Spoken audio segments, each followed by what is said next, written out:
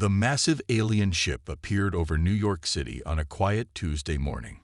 Its silver hull gleamed in the sunlight, stretching nearly 2 miles across the sky. Tom Walker was feeding his German Shepherd Max when the emergency broadcast interrupted his morning routine. This is not a drill. All citizens, please remain calm. First contact protocols are in effect. Tom barely had time to process the announcement when his phone rang.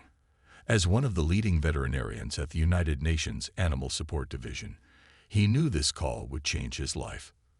"Dr. Walker, report to UN headquarters immediately," his supervisor ordered, "and bring your service animal team." Within an hour, Tom found himself in a hastily assembled conference room with world leaders, diplomats, and his small team of handlers with their highly trained dogs. Max sat calmly at his feet, ever the professional. The alien representatives entered the room with an air of superiority that made Tom uncomfortable. Their tall, slender forms moved with fluid grace, and their iridescent robes sparkled under the fluorescent lights. The lead alien, who introduced himself as High Commander, spoke through a translation device.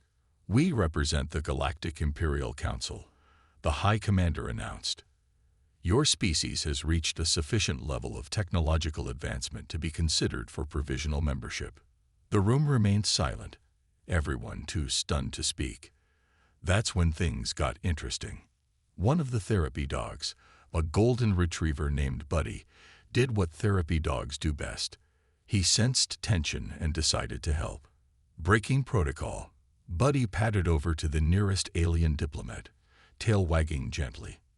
The reaction was immediate and shocking. The alien diplomat leaped backward with a shriek that made the translation devices screech. The entire alien delegation pressed themselves against the far wall, their previous composure shattered. "You allow wild beasts in your diplomatic chambers." The High Commander's voice trembled with what seemed like genuine fear. Tom stepped forward, Max following perfectly at heel. "This is no wild beast, High Commander. This is Max, my companion and colleague. He's a highly trained service animal." The aliens' reaction to the word companion was even more dramatic than their fear. Their skin, which had been a pale blue, flushed deep purple with what Tom would later learn was disgust. "You cohabitate with lesser species." Another diplomat spoke, their translator struggling to convey their horror, voluntarily. "Of course," Tom replied, puzzled by their reaction. "Humans have lived alongside domesticated animals for thousands of years. Dogs, cats, and many other species are integral parts of our society." The High Commander's next words fell like stones in the quiet room. "This is unprecedented. In all our centuries of space exploration, we have never encountered a species that willingly degrades itself by sharing its living space with unintelligent life forms." Tom felt his face grow hot. "With all due respect, High Commander, these animals are far from unintelligent. Max here has saved dozens of lives in search and rescue operations. Buddy helps trauma victims recover. They're not just animals. They're partners." The alien delegation huddled together, speaking rapidly in their native language. When they turned back, the High Commander's tone was cold. "We must reevaluate Earth's candidacy for Imperial membership. This practice of yours raises serious concerns about your species' fitness for galactic civilization." As the aliens filed out of the room, Tom noticed something interesting. One of the younger diplomats kept glancing back at Buddy, who still sat peacefully nearby. There wasn't just fear in those large, silvery eyes. There was curiosity, too. Walking home that evening with Max, Tom couldn't help but laugh at the absurdity of it all. Humanity's first contact with an advanced alien civilization, and it might all come down to the fact that they couldn't understand why he scratched his dog behind the ears. Little did he know, this was just the beginning of how humanity's best friends would change the galaxy forever. 3 days after the first contact, Tom sat in a larger conference room at the UN, watching as the Imperial representatives displayed holographic images of their civilization. Max lay at his feet, occasionally lifting his head when the aliens' voices grew too sharp. As you can see, the High Commander explained, gesturing at images of pristine cities floating in space, our society has evolved beyond the need to interact with lesser species. We have automated systems for all tasks that primitive cultures might use animals for. Tom noticed how they kept using the word primitive. It was starting to get on his nerves. An alien scientist stepped forward, her robes shimming with data streams. Our studies show that 98% of Earth's households contain what you call pets. This is deeply concerning. Concerning? Asked Tom, unable to keep quiet any longer. Why? The scientist's skin rippled with pale purple spots, their equivalent of a condescending smile. It shows a dangerous lack of evolution in human psychology. Advanced species should not feel the need to bond with inferior life forms. That's when the doors burst open, and a small crowd of children on a scheduled tour of the UN building passed by. One little girl in a wheelchair stopped, her face lighting up at the sight of Max. Before anyone could react, her therapy dog, a gentle Labrador named Scout, had already guided her wheelchair toward Tom's German Shepherd. The aliens watched in horror as the two dogs greeted each other politely, then turned their attention to the delighted child. Get those creatures away from that young one, the High Commander demanded, his translation device crackling with alarm. They'll harm her. The girl's father stepped forward, his face stern. Scout has been with my daughter since she was 3. He helps her with daily tasks, provides emotional support, and has saved her life twice by detecting seizures before they happened. I trust him with her life over any machine. The alien delegation fell silent, their skin cycling through various shades of blue and purple as they processed this information. Impossible, the scientist finally declared. No lower life form could possess such capabilities. You are clearly deluding yourselves. Tom stood up, his patience wearing thin. With all due respect, you're the ones refusing to see what's right in front of you. Would you like to see our research facilities? We have decades of scientific data on animal intelligence, emotional capacity, and the benefits of human-animal bonds. That won't be necessary, the High Commander interrupted. We've seen enough to make our decision. Earth's relationship with lesser species poses too great a risk to galactic stability. We cannot allow these practices to spread. As if on cue, an emergency alarm blared through the building. Security officers rushed in, announcing that a small fire had broken out 2 floors below. The alien delegation panicked, moving toward the exits in a chaotic mass. But Tom's attention was elsewhere. Max and Scout had already sprung into action, their training kicking in. They helped guide the young girl and other tourists calmly toward the designated emergency exits, demonstrating perfect crisis response behavior. The High Commander watched this display with obvious conflict in his silvery eyes. How did they know what to do? Because we work with them, not against them, Tom explained as he helped direct people to safety. We learn from each other. Those automated systems you're so proud of, they can break down. But the bond between humans and animals, that's something that's been proven reliable for thousands of years. Later that evening, as Tom filed his report on the day's events, he received an unexpected message. The young alien diplomat who had shown curiosity about Buddy during their first meeting requested a private conversation about Earth's animal training programs.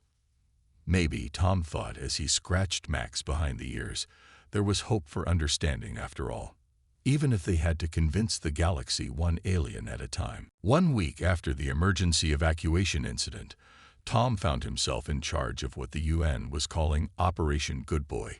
It wasn't the most professional name, but it had stuck after someone wrote it as a joke on a whiteboard.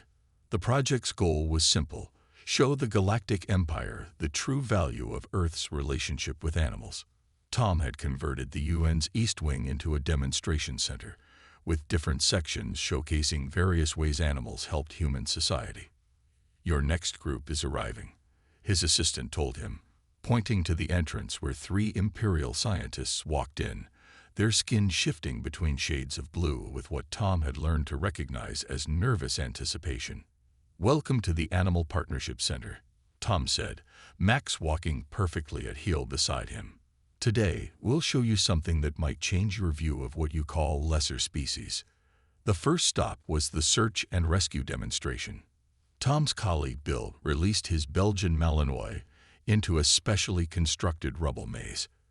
Within minutes, the dog had located all 5 hidden training dummies, each representing a trapped disaster victim. "Impossible," muttered one of the scientists, frantically waving a scanning device. "The creature's brain is a fraction of the size of ours. How can it process such complex tasks?" "Maybe size isn't everything," Tom suggested with a smile. "Watch this next demonstration." They moved to the medical detection section, where a small mixed-breed dog named Lucky demonstrated his ability to detect cancer samples with 97% accuracy. The scientist's skin turned pale green, their expression of shock. The real breakthrough came at their final stop, a quiet room where Lisa, a child psychologist, worked with trauma victims. Through the observation window, they watched as a therapy cat named Whiskers helped a young boy who hadn't spoken since losing his family in an accident. As the cat gently nuzzled the boy's hand, he spoke his first word in months. "Soft." One of the alien scientists pressed her hand against the glass, her skin shifting to a color Tom had never seen before, a deep, swirling gold. "The neural patterns," she whispered, staring at her handheld scanner. "The animal. It's producing calming waves that match perfectly with the child's brain activity. This is beyond anything our emotion regulation technology can achieve." Tom nodded. "That's because it's not just technology. It's a connection that goes back thousands of years of coevolution. These animals can read our emotions, understand our needs, and respond in ways that machines never could." The lead scientist turned to Tom, her skin still swirling with that strange golden color. "We need more data. Much more. Our preliminary scans show something extraordinary. These Earth creatures have developed neural pathways specifically designed to interact with humans. It's as if we evolved together." Tom finished. "That's exactly what happened. We helped each other survive, grow, and become better." Just then, Max's ears perked up. He turned toward the door moments before it opened, revealing the young alien diplomat who had requested information about Earth's animal training programs. "I hope you don't mind," the diplomat said, "but I brought someone." Behind him stood a small alien child, clutching what appeared to be a medical support device. The child's skin was a pale, sickly blue. "My daughter," the diplomat explained. "She has a condition our medical pods cannot fully treat. When I read about your therapy animals..." Tom knelt down beside Max, who was already watching the child with gentle interest. "Would you like to meet my friend?" The alien child looked up at her father, who nodded encouragingly. As she reached out a trembling hand toward Max's fur, Tom saw the scientists frantically recording data, their scanners whirring. But more importantly, he saw the child's skin begin to shift from sickly blue to that same, swirling gold he'd seen on the scientists earlier. Something was changing in the galaxy, one gentle interaction at a time. 2 months after the start of Operation Good Boy, Tom couldn't keep up with the flood of alien visitors to the Animal Partnership Center. What had begun as a small demonstration project had turned into Earth's most popular tourist destination for curious species across the galaxy. "Another ship requesting landing clearance," his assistant announced, looking tired but happy. "This one's from the Outer Rim. They say they'd traveled for 3 weeks just to see the Earth magic." Tom smiled as he watched Max play fetch with a group of alien children in the center's outdoor area.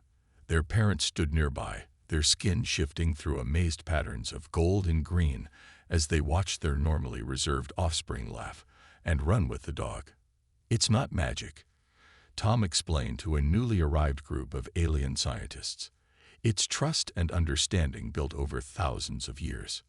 But the Imperial Council wasn't happy about these developments.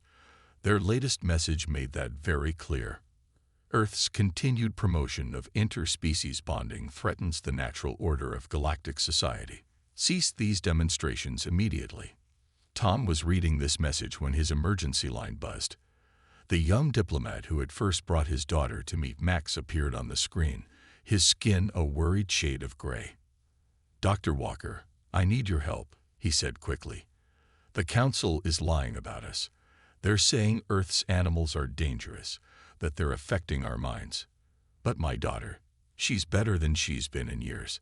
The doctors can't explain it, but her condition has improved 60% since she started spending time with your therapy animals."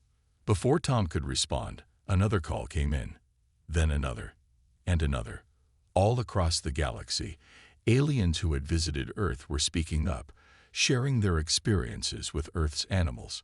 Videos spread through the galactic network showing alien children playing with puppies, elderly aliens finding comfort in the presence of cats, and even some alien scientists starting to adopt Earth's approach to studying animal intelligence. "They can't stop this," Tom told his team during their evening meeting. "The truth is too powerful to hide." That's when they received the most surprising request yet.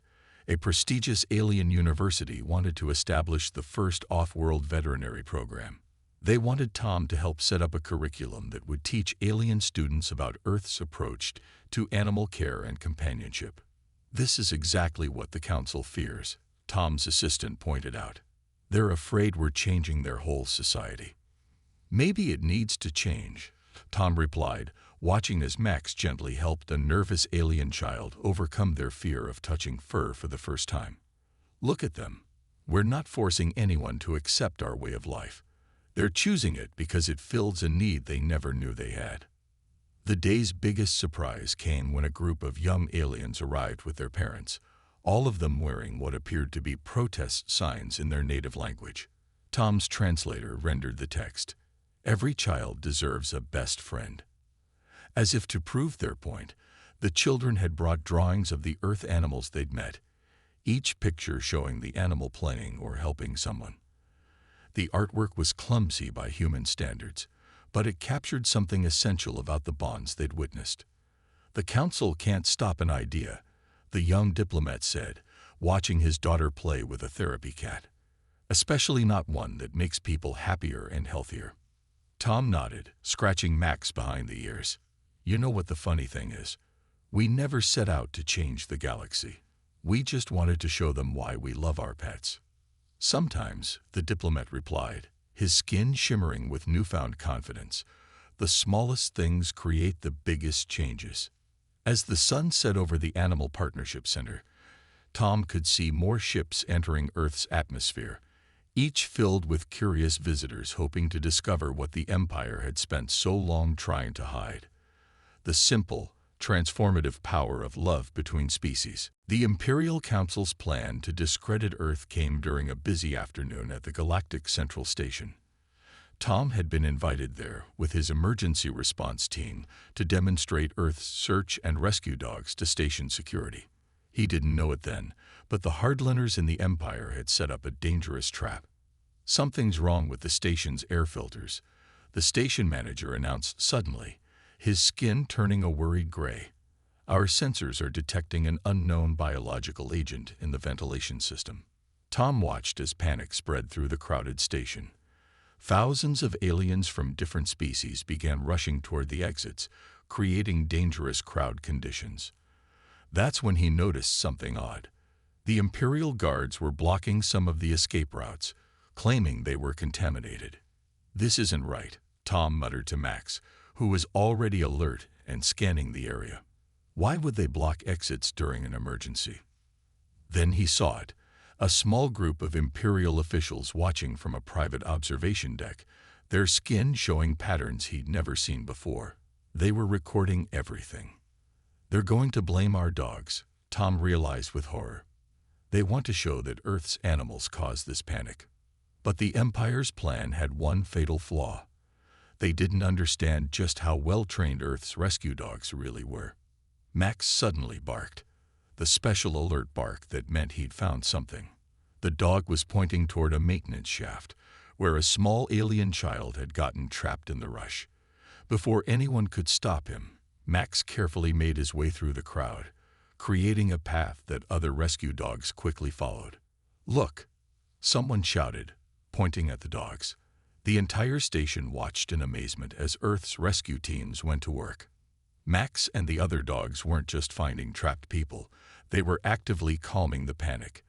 They moved with such obvious purpose and control that even the most frightened aliens began to stop and stare. "These creatures," a voice boomed over the station speakers. "They are the source of the contamination. They must be removed."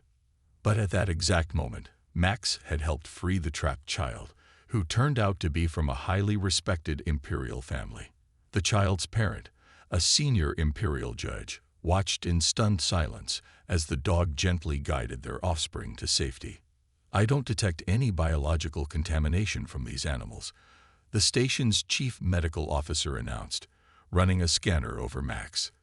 "But I am detecting artificial toxins being released through specific air vents that only Imperial security has access to."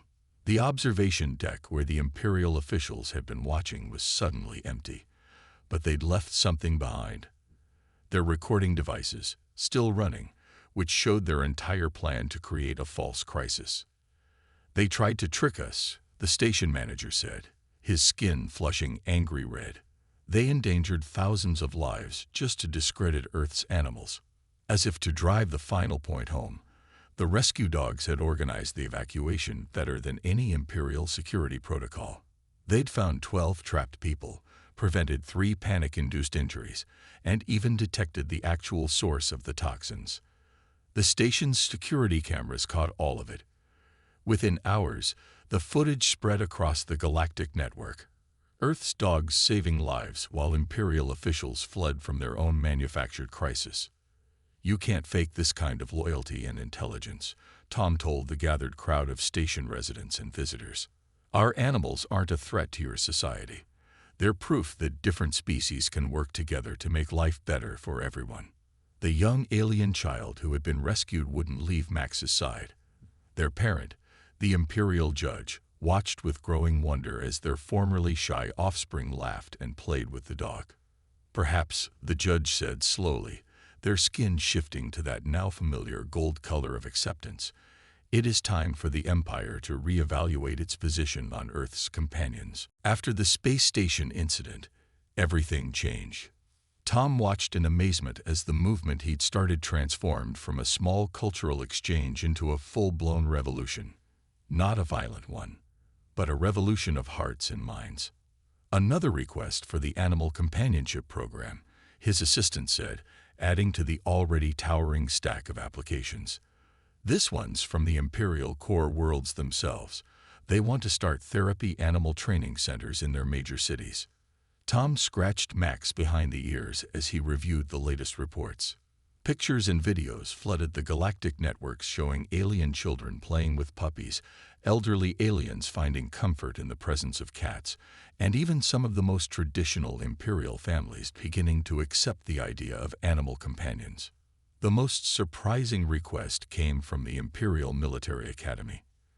"We've analyzed the Earth rescue operations," the Academy's commander admitted during a video call, their skin shifting between professional blue and embarrassed purple. "Your animals show better crisis response than our most advanced AI systems. We want to learn from you." But not everyone was happy about these changes. The old guard of the Empire tried to pass laws banning animal companions in Imperial space. Their efforts backfired when thousands of alien families came forward with stories about how Earth's animals had helped them. "My child couldn't sleep through the night for years," one alien parent testified before the Imperial Senate. "Now, thanks to their therapy dog, they're finally at peace. Would you take that away from them?" The movement spread in unexpected ways. Young aliens started underground pet adoption networks, smuggling Earth animals to families who wanted them. They called themselves the Companion Coalition, and their symbol was a simple paw print. Tom found himself invited to speak at the grandest hall in the Imperial capital. As he walked onto the stage with Max by his side, he saw something that would have been impossible just months ago. Alien children sitting in the front rows, each accompanied by a cat, dog, or other Earth pet. We used to think we were above sharing our lives with other species. Tom began, watching Max gently greet some of the alien children. Both humans and the Empire made this mistake. But look around you. Look at how much richer life becomes when we open our hearts to these connections. The evidence was impossible to ignore. Medical reports showed improved health outcomes in alien communities that had adopted Earth's animal companion programs. Schools reported better performance from students who had regular interaction with therapy animals. Even the most sterile Imperial research stations found that having a station cat or dog improved crew morale and efficiency. Your animals carry disease, one last Imperial hardliner shouted from the audience. They'll contaminate our pure society. That's when something remarkable happened. An elderly Imperial Council member stood up, their skin glowing with the golden color of joy, as a small kitten poked its head out of their ceremonial robes. I've had this little one for 2 months now, the council member announced. My doctor says my stress levels have dropped by 60%. I sleep better than I have in decades. If this is contamination, then perhaps we needed to be contaminated. The hall erupted in applause, and barks, meows, and happy alien color-shifting demonstrations. Later that evening, as Tom prepared to return to Earth, he received a message that brought tears to his eyes. The Imperial Education Ministry had officially added interspecies companionship to their core curriculum. Future generations would grow up knowing what humanity had known for thousands of years, that sometimes the best way to advance as a species is to make friends with another one. We did it, Max, Tom whispered to his faithful companion. We showed them that love isn't a weakness. It's the greatest strength in the galaxy. Max just wagged his tail, already watching the door as another group of curious alien children approached, ready to learn about the magic of friendship between species. 5 years after first contact, the Galactic Imperial Council gathered for a historic session. Tom stood at the podium, Max at his side, now graying but still dignified, as they prepared to witness something nobody could have imagined when this all began. The High Commander, the same one who had once recoiled at the sight of a therapy dog, now stood with a German Shepherd puppy sitting calmly at his feet. His skin glowed with the golden color that had become known across the galaxy as the companion bond shade. Fellow beings of the galaxy, the High Commander began. Today we acknowledge our greatest mistake and our greatest learning. We once believed that advancing as a civilization meant standing apart from other species. Earth showed us that true advancement comes from bringing different species together. The council chamber, once a cold and sterile place, now buzzed with life. Several council members had their own animal companions. Through the large windows, Tom could see the transformed imperial capital, where parks now included special areas for pets, and schools had therapy animals as permanent staff members. The data is undeniable, the imperial chief scientist reported, her own cat curled up in a special holder attached to her podium. Societies that have adopted Earth's animal companion program show improved mental health, decreased violence, and stronger community bonds. Even our youngest citizens show enhanced emotional development when raised with animal companions. Tom thought back to all the changes he'd seen. The Imperial Academy for Interspecies Relations had grown from a single classroom to a massive campus spanning 3 continents. Every major hospital in Imperial space now had an animal therapy ward. Search and rescue teams across the galaxy had adopted Earth's K9 unit model. But the biggest change was in the Imperial law itself. Today, they would officially recognize animals as companion beings, not property, not mere creatures, but valued members of society with their own rights and protections. Dr. Walker, the High Commander, turned to Tom. You and Max showed us a better way. In honor of your work, the Council has created a new position, Galactic Administrator of Interspecies Relations. We hope you'll accept this role. Tom looked down at Max, who looked back with those wise eyes that had seen this whole journey through. He remembered that first meeting, when the aliens had called pets lesser species. Now those same aliens were building a future where all species could work together. "I would be honored," Tom replied.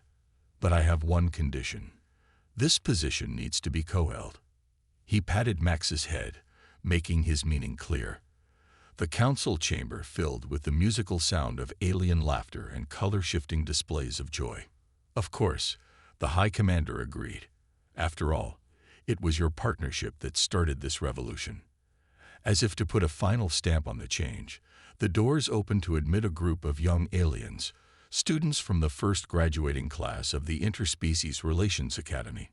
Each walked with an animal companion: dogs, cats, parrots, and even a few rabbits. They moved with complete confidence, showing none of the fear their parents' generation had displayed 5 years ago. "This is what progress looks like," Tom told the assembly. "Not just advancing our technology or expanding our territories, but growing our capacity to love, to connect, to be better together than we ever could be alone." Max barked once, as if in agreement, and the chamber filled with approving trills and color shifts from the gathered aliens.